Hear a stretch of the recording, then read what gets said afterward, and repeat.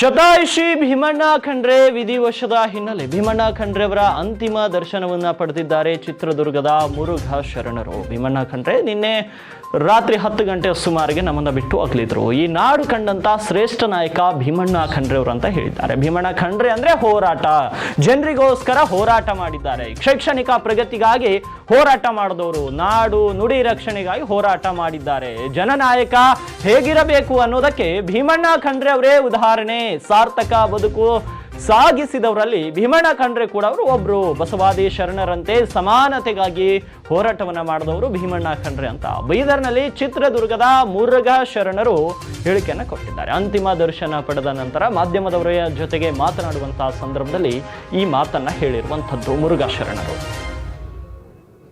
ಅವರು ಈ ನಾಡು ಕಂಡಂಥ ಒಬ್ಬ ಶ್ರೇಷ್ಠ ನಾಯಕರು, ಅವರು ಜನನಾಯಕರು. ಅಂಥ ಜನನಾಯಕರನ್ನು ಇವತ್ತು ನಾವುಗಳು ಕಳ್ಕೊಂಡಿದ್ದೇವೆ. ಭೀಮಣ್ಣ ಖಂಡ್ರೆಯವರು ಅಂದ್ರೇ ಒಂದು ಹೋರಾಟ. ಅದು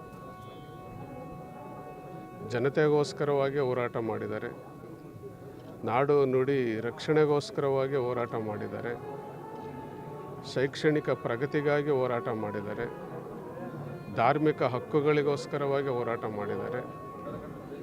ಆ ದಿಸೆಯಲ್ಲಿ ಅವರ ಹೋರಾಟ ಇವತ್ತಿಗೂ ಇತಿಹಾಸವಾಗಿ ನಮ್ಮ ನಡುವೆ ಇದೆ.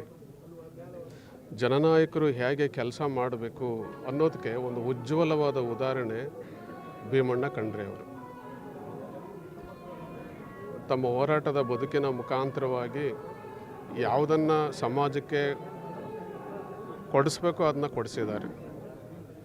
ಈ ದಿಸೆಯಲ್ಲಿ ಅವ್ರದ್ದು ಒಂದು ಸಾರ್ಥಕ ಬದುಕು, ಒಂದು ಸಮರ್ಪಣೆಯ ಬದುಕು, ಸಾರ್ಥಕ ಬದುಕು, ಅದು ಸಂತೃಪ್ತಿಯ ಬದುಕು. ಅಂಥ ಸಂತೃಪ್ತಿಯ ಬದುಕನ್ನು ಅವರು ನಡೆಸಿದ್ದಾರೆ ಅಂತೇಳಿ ಈ ಸಂದರ್ಭದಲ್ಲಿ ವ್ಯಕ್ತಪಡಿಸುವರು. ಅವರು ಸಮಾನತೆಯ ಪರವಾಗಿದ್ದರು. ಯಾವತ್ತಿಗೂ ಸಾಮಾಜಿಕ ಅಸಮಾನತೆ ಇರಬಾರ್ದು,